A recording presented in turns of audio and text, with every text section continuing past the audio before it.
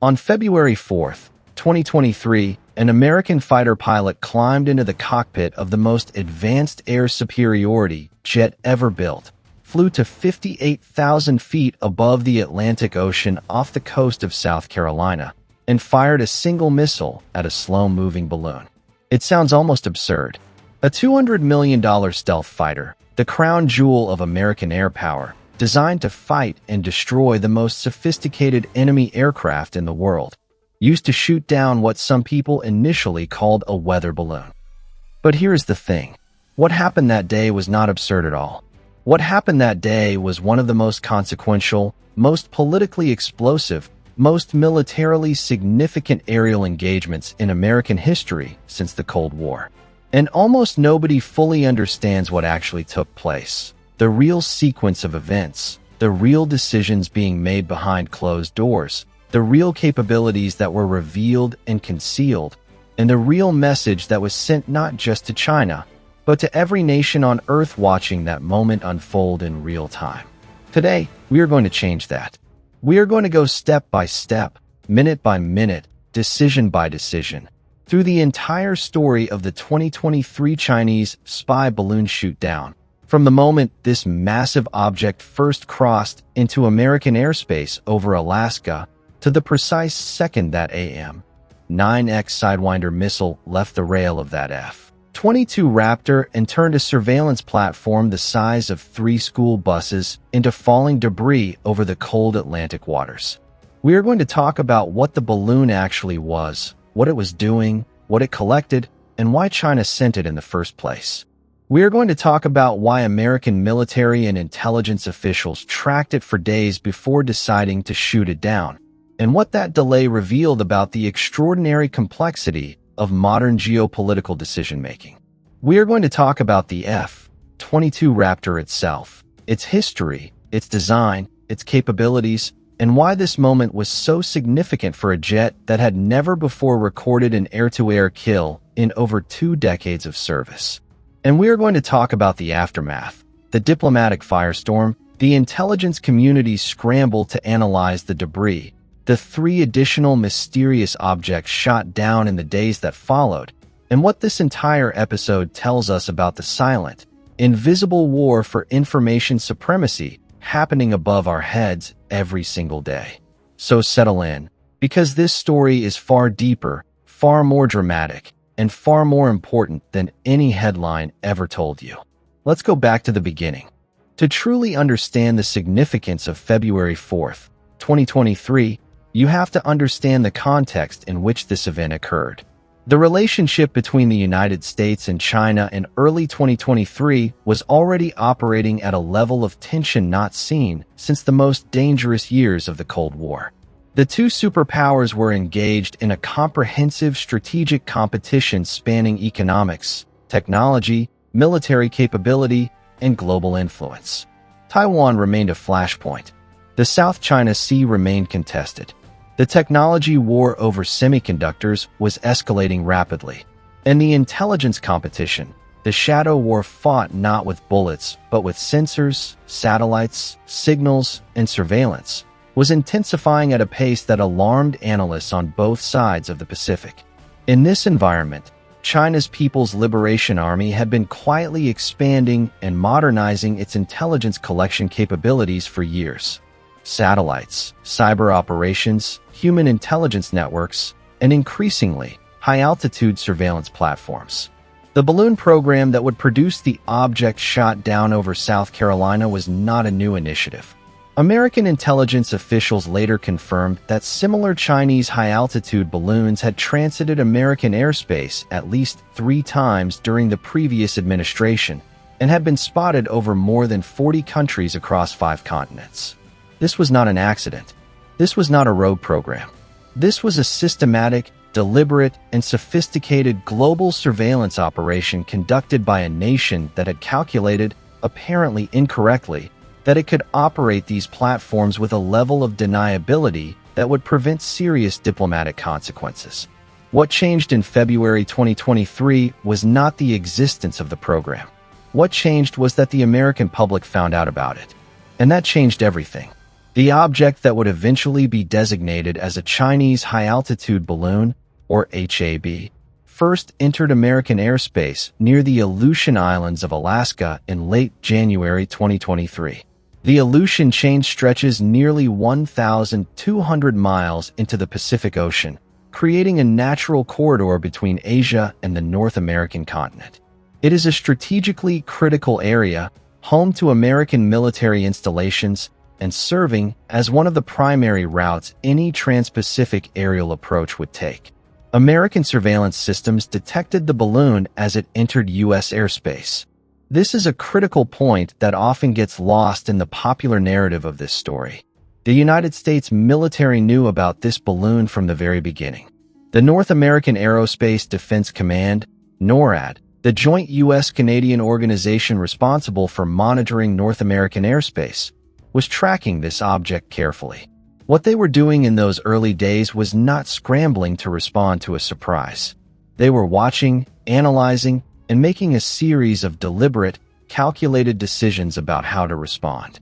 The balloon traveled from Alaska southward, crossing into Canada briefly before re-entering the continental United States over Idaho and Montana.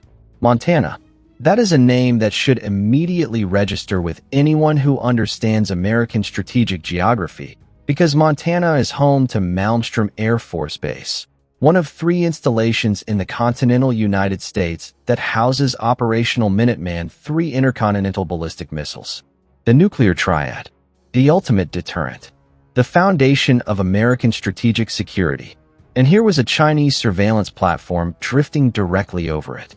The discovery that this balloon was traversing the airspace above one of America's most sensitive nuclear installations sent a wave of urgency through the national security establishment in Washington.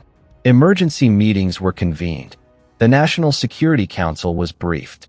The chairman of the Joint Chiefs of Staff, General Mark Milley, was in continuous consultation with senior military commanders. Defense Secretary Lloyd Austin was engaged, and President Joe Biden was being briefed on the situation and on the options being presented to him. Those options were not as simple as they might appear. The most obvious option, shoot it down immediately, carried with it a set of risks and complications that senior officials were carefully weighing. The balloon was flying at approximately 60,000 feet, well above the operational ceiling of commercial aviation, but the debris field from a balloon of this size falling from that altitude could spread across a significant area on the ground. Over the sparsely populated terrain of Montana, the risk to civilians was considered manageable but not zero. More importantly, there was a crucial intelligence calculus being made. If the United States shot down the balloon before its sensors and collection systems could be thoroughly analyzed, the intelligence community would lose a potentially irreplaceable opportunity to understand exactly what China was collecting, how it was collecting it, and what the technical specifications of this surveillance platform actually were. There is a principle in intelligence work that is sometimes counterintuitive to the general public. Sometimes the most valuable thing you can do with an enemy surveillance asset is not destroy it, but watch it, study it. Let it operate while you monitor what it is doing, intercept its transmissions, and build a comprehensive picture of its capabilities. This is the philosophy that guided the decision to track the balloon rather than immediately shoot it down.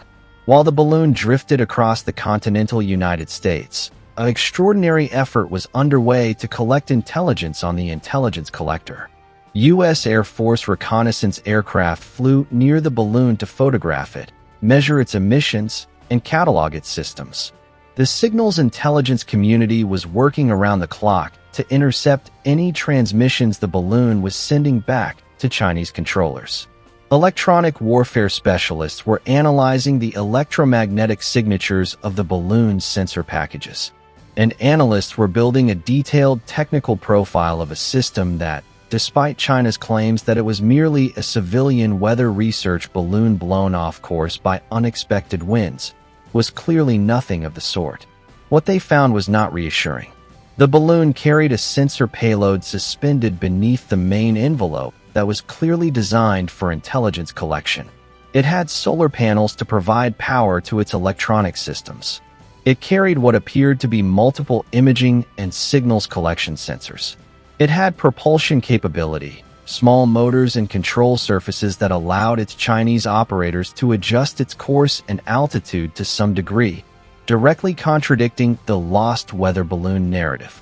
And it was transmitting data, not to a civilian meteorological agency, but through communications channels consistent with military intelligence operations. China had sent a spy, not a weather observer, and the United States government now had extensive documentation proving it. The decision to wait, to track, and to shoot the balloon down over water rather than over land was a deliberate strategic choice driven by multiple factors simultaneously. Over land, the debris field would be difficult to control and potentially dangerous. Over water, recovery operations could be conducted by the U.S. Navy in a controlled manner, with the possibility of recovering significant portions of the balloon's sensor payload for forensic analysis. This was not about avoiding international embarrassment. This was about maximizing intelligence gained from an adversary's intelligence operation, turning China's surveillance mission into an American intelligence windfall. The balloon crossed the coast of the continental United States and moved out over the Atlantic Ocean off the coast of South Carolina on the morning of February 4, 2023. The moment it crossed the coastline and was over water, the decision had already been made. The order had already been given. And at Langley Air Force Base in Virginia, the home of the 1st Fighter Wing, pilots had already been briefed on their mission. Their aircraft had already been prepared. The most advanced air superiority fighter in the world was about to record its first air-to-air kill. Let's talk about the F-22 Raptor, because you cannot fully appreciate what happened on February 4th without understanding the extraordinary machine at the center of it. The F-22 Raptor is not merely a fighter jet. It is arguably the most sophisticated flying machine ever built for the purpose of aerial combat. Its development began in the 1980s under the Advanced Tactical Fighter Program, a U.S. Air Force initiative to develop a next-generation air superiority fighter that would replace the legendary F-15 Eagle and maintain American dominance of the skies against the increasingly capable Soviet and then Russian and Chinese fighter fleets of the future. The contract was awarded to Lockheed Martin and Boeing in 1991, and the aircraft that emerged from years of development and testing was unlike anything that had ever flown before. The F-22 combines stealth technology, supercruise capability, integrated avionics, and extreme maneuverability in a single airframe in a way that no other aircraft in the world has matched. Its radar cross-section, the measure of how visible it is to enemy radar systems, is approximately the size of a steel marble. An aircraft that weighs over 80,000 pounds fully loaded appears to enemy radar systems as something smaller than a bird. It can cruise at supersonic speeds without using its afterburners, a capability called supercruise, meaning it can travel fast without the massive fuel consumption and heat signature that afterburner use creates. It carries an internal weapons bay that keeps its weapons completely concealed until the moment of firing, maintaining its stealth profile throughout a combat engagement. And it is equipped with avionics systems so advanced that the pilot of an F-22 has a comprehensive, real-time picture of the entire battle space around them that no enemy pilot can match. The F-22 program produced 187 operational aircraft before production ended in 2011. A decision that remains deeply controversial among military aviation experts who argue that the United States cut production far too early. Each aircraft costs approximately $150 million, though the true program cost per aircraft when development expenses are included is closer to $334 million. It is operated exclusively by the United States Air Force and has never been exported to any foreign nation, a testament to how sensitive its technology is considered. For all its extraordinary capability, however, the F-22 entered service in December 2005 and spent the following 18 years without recording a single air-to-air kill. It flew combat missions over Syria beginning in 2014, conducting strikes against ISIS targets. But these were air-to-ground missions. The Raptor's designed purpose: to find, identify, and destroy enemy aircraft in aerial combat, had never been tested in actual combat conditions. February 4th, 2023, was about to change that. Not in the way anyone had ever imagined when they designed this aircraft, but change it nonetheless. The pilot selected for this mission was flying an F-22, a Raptor assigned to the 1st Fighter Wing at Langley Air Force Base, Virginia. The 1st Fighter Wing is one of the most storied units in American military aviation history, with a lineage stretching back to World War I. On this morning, one of their aircraft was tasked with an intercept unlike any other in the wing's history. The F-22 climbed to altitude and moved into position near the balloon, which by this point was drifting at approximately 60,000 to 65,000 feet above sea level over the Atlantic Ocean. This altitude presented its own set of challenges. The operational ceiling of the F-22 Raptor is listed in public documents as above 65,000 feet, though the precise figure is classified. The aircraft was operating at the very upper limits of its designed flight envelope, in the thin air of the stratosphere where aerodynamic control surfaces have far less effect than at lower altitudes, and where the aircraft's engines are operating under extreme stress. The pilot would have been wearing a full-pressure suit, similar to those worn by astronauts, because at this altitude, if the cockpit lost pressurization, the pilot would lose consciousness within seconds and die within minutes. This was not a routine intercept. This was a mission conducted at the edge of what is physically possible for a combat aircraft.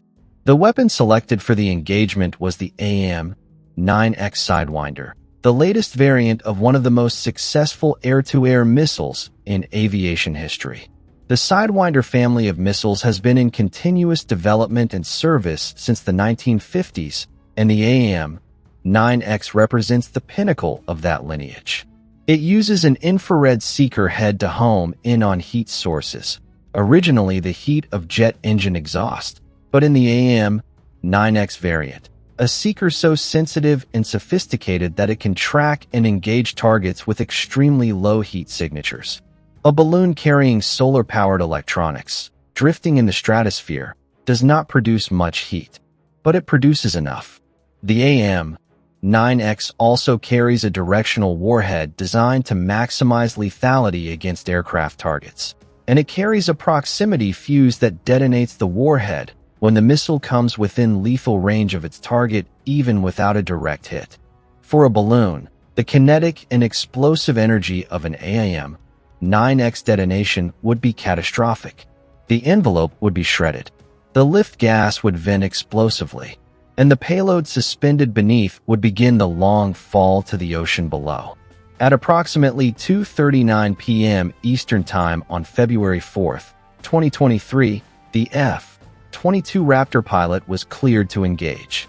The rules of engagement had been reviewed and approved at the highest levels of the United States government, including by President Biden himself. Everything was in order. The kill chain, the sequence of authorization, identification, targeting, and engagement, was complete. The pilot maneuvered the F-22 into firing position below and behind the balloon, achieving the targeting solution required by the weapon system. The AIM-9X's seeker head acquired the target. The pilot received confirmation of missile lock. And then, for the first time in the F-22 Raptor's operational history, a pilot in that cockpit squeezed the trigger and sent an air-to-air missile downrange. The AIM-9X left the rail, its rocket motor igniting instantly, and covered the short distance to the target in seconds. The warhead detonated. The balloon's envelope ruptured catastrophically, and what had been a sophisticated Chinese surveillance platform the size of 3 school buses began its tumbling, spiraling descent toward the cold Atlantic waters approximately 47,000 feet below. The F-22 had its first kill. History had been made, and the world was about to explode in reaction. The immediate public and political reaction to the shootdown was extraordinary. In one sense, this was entirely expected. The balloon had been national news for several days by the time it was shot down, having been spotted and photographed by civilians in Montana and the Carolinas, creating a media frenzy that had already forced the Biden administration to address the situation publicly. But the intensity and complexity of the reaction exceeded what many in the administration had anticipated. American politicians on both sides of the aisle were outraged, though for very different reasons. Republicans, led by congressional figures like House Speaker Kevin McCarthy, were furious that the administration had allowed the balloon to traverse the entire continental United States before shooting it down. Why? They demanded. Was this surveillance platform allowed to drift over Montana's nuclear missile fields, over military installations, over populated areas, for days before action was taken? The administration's explanation, that shooting it down over water was safer and would preserve more intelligence value, was met with considerable skepticism from critics who saw the delay as weakness, as a failure to project strength and resolve in the face of Chinese provocation. Democrats, meanwhile, were largely supportive of the administration's measured approach, arguing that the decision-making process had been careful, deliberate, and ultimately successful in achieving both the security objective and the intelligence objective. But even within the Democratic coalition, there were voices questioning whether the episode revealed a more fundamental problem with American surveillance and detection capabilities. If similar Chinese balloons had transited American airspace 3 times during the previous administration without being detected or publicly disclosed, what did that say about the gaps in American awareness of its own airspace? China's reaction was swift, defiant, and revealing. The Chinese government immediately condemned the shootdown as an overreaction, a violation of international norms, and an act of irresponsibility that damaged U.S.-China relations. Foreign Ministry spokesperson Mao Ning announced that China reserved the right to respond with necessary measures and accused the United States of overreacting to what it insisted was a civilian scientific research balloon. Chinese state media launched a propaganda offensive framing the United States as the aggressor in the situation, pointing to America's own extensive global surveillance operations, including its satellite programs and signals intelligence activities, as evidence of hypocrisy. This argument resonated in some quarters internationally, where memories of the Edward Snowden revelations about NSA surveillance activities were still fresh. But the core Chinese defense, that this was a civilian weather balloon, was fatally undermined by the intelligence evidence the United States had accumulated during the balloon's transit. The propulsion systems, the sensor packages, the communications equipment, the orbital path that took it directly over sensitive military installations. None of these were consistent with a civilian meteorological platform. China was caught, and the defiant response was the response of a nation that had been caught and had no credible defense to offer. The diplomatic fallout was immediate and severe. Secretary of State Antony Blinken had been scheduled to travel to Beijing for what would have been the highest-level diplomatic contact between the two governments in years. The trip was canceled. The carefully constructed diplomatic architecture that had been built around managing the U.S.-China rivalry through structured engagement and communication took a serious blow. Military-to-military communication channels, already strained, became even more difficult to maintain as Chinese officials declined American requests for conversations through established protocols.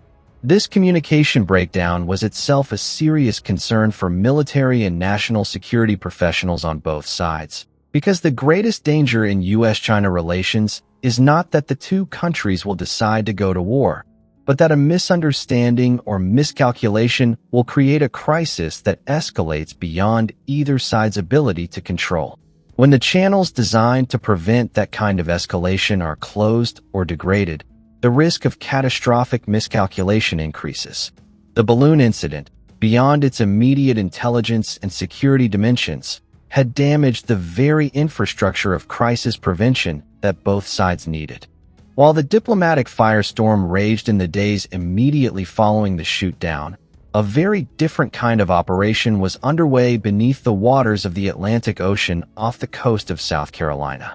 The U.S. Navy had deployed vessels and divers to conduct recovery operations on the balloon's debris field. This was not a simple task. The debris had scattered across a wide area of ocean, with different components falling at different rates depending on their weight and aerodynamic characteristics. The balloon's envelope itself, made of a lightweight material similar to weatherproof polyethylene, had largely disintegrated or floated away. But the payload, the suspended platform carrying the sensor systems, electronics, solar panels, and communications equipment, had fallen largely intact, protected to some degree by its own aerodynamic characteristics during descent. Navy divers working in cold Atlantic waters, at depths that made the work difficult but manageable, began recovering pieces of the payload. Over the following days and weeks, significant portions of the sensor and electronic systems were brought to the surface and transferred to the FBI and the intelligence community for analysis. What they found confirmed what analysts had suspected from remote observation. This was an advanced surveillance platform. The electronics were sophisticated, modern, and designed specifically for intelligence collection.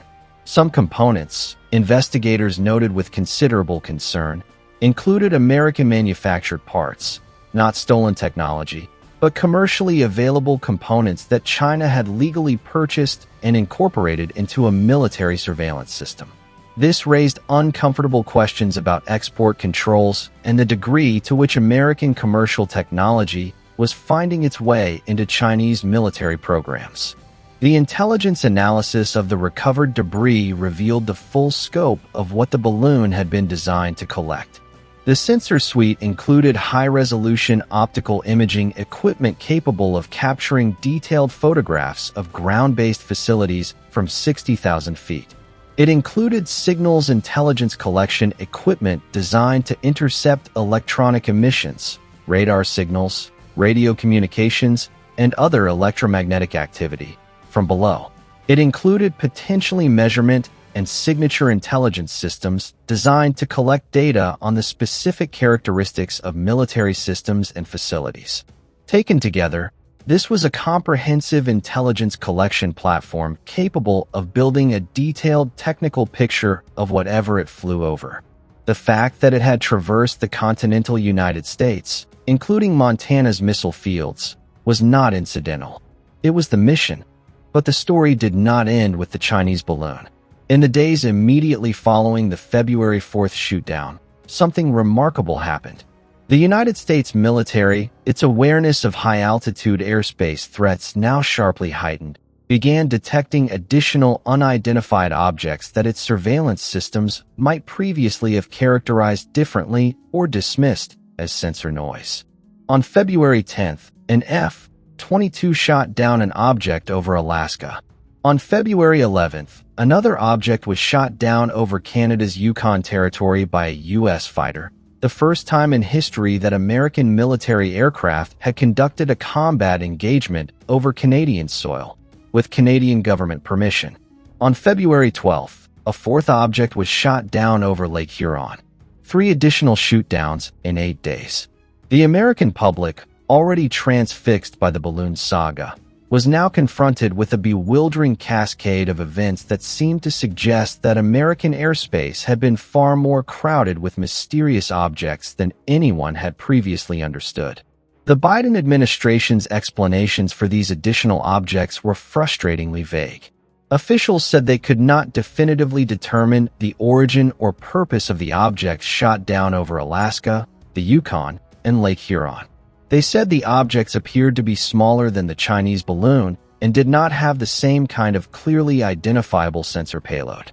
Some officials suggested, with careful hedging, that the objects could have been commercial or civilian in nature, weather balloons, research platforms, or even sophisticated hobbyist equipment. This explanation was met with enormous skepticism by the public and by congressional members demanding more information. What the additional shootdowns actually reflected, many analysts concluded, was not a sudden surge in mysterious aerial objects over North America, but rather a change in how NORAD was calibrating its surveillance systems. In the aftermath of the Chinese balloon incident, the military had adjusted the sensitivity settings on its radar systems to pick up slower-moving, high-altitude objects that had previously been filtered out as clutter or non-threats. Once those filters were adjusted, the systems began detecting all manner of things that had always been there but had never been flagged. This explanation, while technically credible, raised its own set of unsettling questions. If NORAD had been operating with sensor filters that systematically excluded a category of aerial objects from detection and tracking, how many other objects, potentially including other Chinese surveillance platforms, had passed through American airspace undetected or unchallenged over the years? The admission, implicit in the adjustment of the detection thresholds, was that American awareness of its own airspace was less comprehensive than the public had been led to believe. The geopolitical significance of the Chinese balloon program extended far beyond the borders of the United States. As American diplomatic outreach in the weeks following the shootdown made clear, China had been operating similar surveillance balloons over dozens of countries across 5 continents. Many of these countries had not even been aware that Chinese surveillance platforms had been operating in their airspace. The revelation created diplomatic complications for China across the globe. Countries that had been carefully navigating the complex terrain of relationships with both the United States and China found themselves confronting uncomfortable questions about Chinese surveillance activities in their own sovereign airspace. The balloon program, designed to extend China's intelligence collection capabilities beyond what its satellite constellation could provide, had instead become a massive diplomatic liability. The geopolitical return on investment was catastrophically negative. For the United States Air Force and the broader American military establishment, the events of February 2023 triggered a comprehensive re-examination of how the military detected, tracked, characterized, and responded to high-altitude aerial objects. NORAD underwent a significant review of its detection capabilities and procedures. The question of what constituted a legitimate threat requiring military engagement versus a nuisance or a civilian platform requiring diplomatic or regulatory response had to be worked out with far greater precision than had existed before. Rules of engagement for high-altitude intercepts were reviewed and refined. The legal framework governing the use of military force against aerial objects in U.S. airspace, which had primarily been designed with the threat of hostile manned aircraft in mind, was examined to ensure it was adequate for the threat environment that 2023 had revealed. The Air Force also began a broader conversation about the right tools for high-altitude intercept missions. The F-22 had proven capable of reaching the altitude required to engage the Chinese balloon, but it had done so at the upper limits of its flight envelope. The question of whether dedicated high-altitude intercept platforms or weapons systems might be needed for future engagements became a serious topic of discussion within the Air Force and among defense planners. The AIM-9X Sidewinder's performance in this engagement also generated considerable discussion within the weapons systems community. A multi-million-dollar missile designed for air-to-air combat against sophisticated manned fighter aircraft had been used to destroy a balloon. While the shot was successful and the weapon performed exactly as designed, the question of cost-effectiveness and appropriateness of the weapon for this kind of target was raised. Some analysts pointed out that future high-altitude surveillance platforms might be better engaged with different types of weapons, potentially including directed energy systems, high-altitude interceptor missiles specifically designed for slow-moving targets, or even electronic warfare systems capable of disrupting the balloon's communications and rendering it operationally useless without the need for kinetic destruction.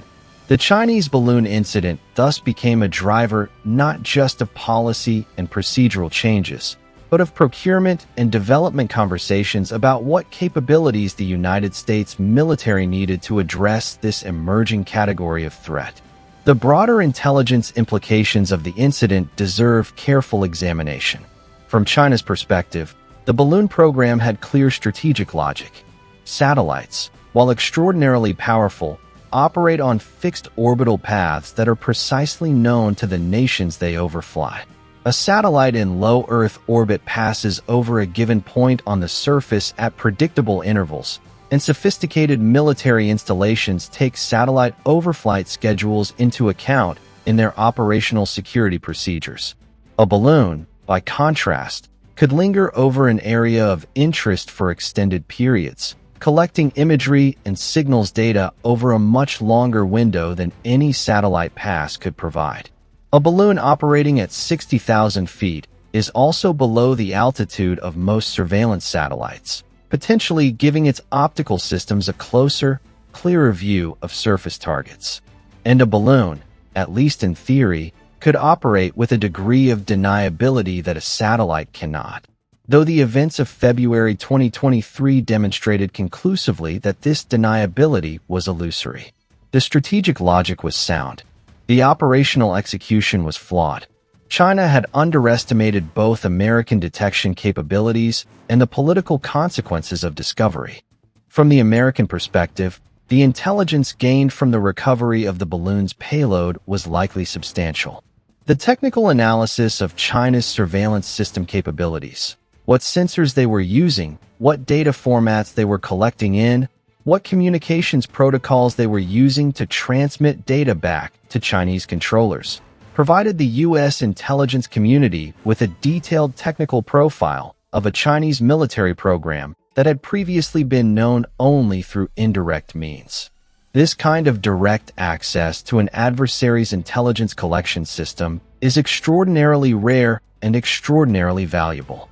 In that sense, the decision to allow the balloon to complete most of its transit before destroying it over water where recovery was possible, a decision that attracted so much political criticism, was vindicated from an intelligence standpoint. The United States got what it needed both in terms of eliminating the surveillance threat and in terms of collecting intelligence on China's intelligence collection capabilities. The story of the 2023 spy balloon shootdown also revealed something important about the nature of modern strategic competition between great powers. This competition is not primarily fought with armies on battlefields or navies on the open ocean. It is fought in the electromagnetic spectrum, in the information domain, in the invisible spaces above the Earth where satellites and surveillance platforms operate in a continuous contest of collection and counter-collection. Every major power is simultaneously collecting intelligence on every other major power while working to deny those powers the intelligence they seek. The Chinese balloon program was one visible manifestation of this invisible competition. The American satellite constellation performing the same function from space is another. The signals intelligence facilities that the NSA operates globally are another. What made the balloon politically explosive was not that it was doing something fundamentally different from what every major power does in the intelligence domain, but that it was doing it in a way that was visible to ordinary citizens looking up at the sky. A reminder that the shadow war for information is always happening, whether we can see it or not. The legal questions raised by the balloon shootdown were also significant and remain partially unresolved. Under international law, a state's sovereignty extends to the airspace above its territory, but the precise upper limit of that sovereign airspace is not clearly defined in international law. The boundary between national airspace and outer space, where the freedom of overflight that applies to satellites operates, is a contested legal question that has never been definitively resolved. The Kármán line, set at 100 kilometers above sea level, is commonly referenced as the boundary, but it has no binding legal authority. The Chinese balloon was operating at approximately 60,000 feet, or roughly 18 kilometers, well below any definition of outer space and clearly within U.S. sovereign airspace.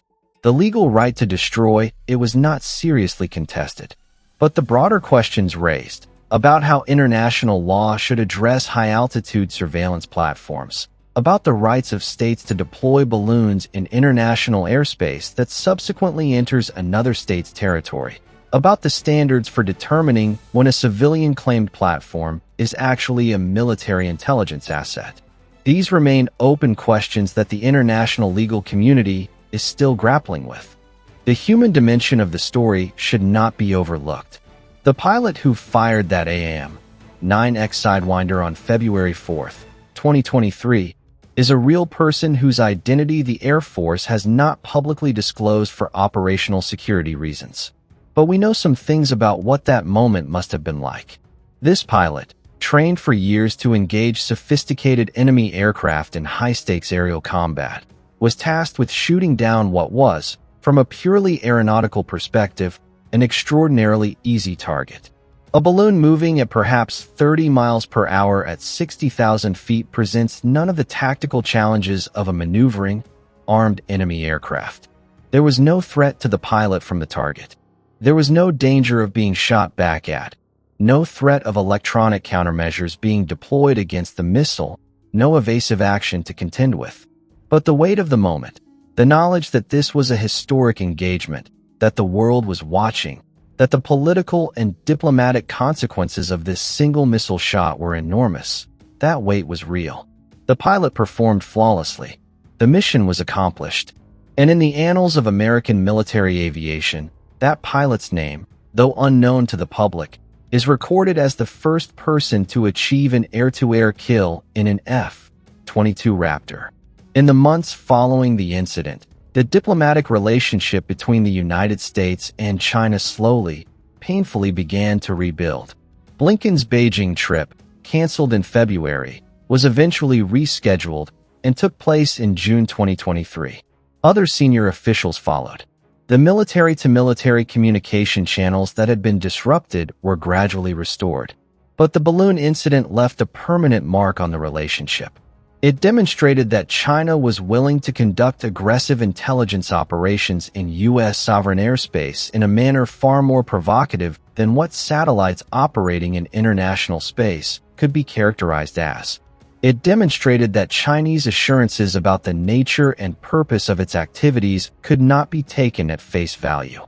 And it demonstrated, paradoxically, that the United States military and intelligence community, while caught off guard by the political dimensions of the incident, possessed the technical capability and the decision-making discipline to turn a Chinese intelligence operation into an American intelligence gain while successfully neutralizing the threat. The technological arms race that the balloon incident highlighted has only intensified in the years since. China has reportedly continued to develop high-altitude surveillance capabilities, learning from the experience of 2023 and seeking to create platforms that are harder to detect, more capable of evasion, and more resilient to the kind of technical exploitation that the recovered balloon payload enabled. The United States, for its part, has invested in improved high-altitude detection capabilities, refined its intercept procedures, and continued to evaluate its options for addressing this class of threat. The race between surveillance technology and counter-surveillance technology is as old as organized intelligence competition itself. The 2023 balloon incident was simply one very visible battle in a very long and very invisible war. What does the story of the spy balloon shootdown ultimately teach us? It teaches us that the geography of strategic competition has expanded beyond the Earth's surface into the space above it, and that the rules, norms, and capabilities needed to operate in that expanded geography are still being worked out. It teaches us that in the modern intelligence competition between great powers, the collection and denial of information is as strategically important as any conventional military capability. It teaches us that political decisions about the use of military force are never simple, never made in a vacuum, and always involve a complex web of competing considerations: security, intelligence, diplomacy, public perception, and legal authority, that must be carefully balanced by leaders operating under enormous pressure. It teaches us that even the most advanced military systems in the world, the F-22 Raptor, the AIM-9X Sidewinder, the vast surveillance architecture of NORAD, can be surprised, challenged, and exposed by a threat that doesn't fit the traditional categories those systems were designed to address. And it teaches us that transparency and public accountability for government decisions about national security, while uncomfortable for those making the decisions, is ultimately a source of democratic strength rather than weakness. The F-22 Raptor's first air-to-air kill was not the dogfight over the Pacific that its designers had imagined when they drew its original specifications in the 1980s. It was not a clash with a sophisticated enemy aircraft in contested airspace. It was a carefully planned, meticulously authorized, precisely executed engagement against a slow-moving balloon over the cold Atlantic Ocean. But in its own way, it was a perfect expression of what the F-22 was always meant to be, a tool of American air power that could reach any target, at any altitude, in any conditions, and destroy it with precision and reliability. The balloon fell. The intelligence was recovered. The message was sent. And the world learned, in very concrete terms, that the United States was not willing to accept foreign surveillance operations in its sovereign airspace without consequence, no matter how the aggressor tried to characterize them. The story of February 4th, 2023, is still being written. The intelligence community continues to analyze what it learned from that episode. The military continues to refine its capabilities and procedures in response to what it revealed. The diplomatic relationship between Washington and Beijing continues to be shaped, in part, by the precedent set that day over the South Carolina coastline. And somewhere, in a classified hangar at Langley Air Force Base or on a wall in the 1st Fighter Wing's Heritage Room, the record exists, carefully documented, properly authenticated, officially recognized. The first kill, the Raptor's first, a moment that was unprecedented, important, and in its own strange way, a perfect symbol of the age we are living in. An age where the most advanced weapons systems ever built are deployed not just against the threats we planned for, but against the threats we never imagined. An age where the line between peace and war, between intelligence competition and military confrontation, between the visible and the invisible, is thinner and more consequential than at any point in human history. We are all living in that age. And understanding it, really understanding it, in all its complexity and nuance and strategic depth, is not just intellectually interesting. It is essential. Now, before we close, I want to ask you something, and I want you to really think about it. Given everything you have heard today, given the full scope of what this incident revealed about Chinese surveillance ambitions, American intelligence and military capabilities, the fragility of great power diplomacy, and the expanding geography of strategic competition, do you believe the United States made the right decision in allowing the balloon to cross the entire continental United States before shooting it down? Or should the order have been given over Alaska, the moment the balloon entered American airspace? There is no easy answer. There are compelling arguments on both sides. And the decision that was actually made will be debated by historians, strategists, and national security professionals for decades to come. I want to hear where you stand. Drop your answer in the comments below, and let's have that conversation. And if this story opened your eyes to a dimension of modern strategic competition that you hadn't fully considered before, hit that subscribe button, because this channel exists to bring you exactly this kind of deep, detailed, historically grounded analysis of the military and intelligence stories that shape our world. We will see you in the next one.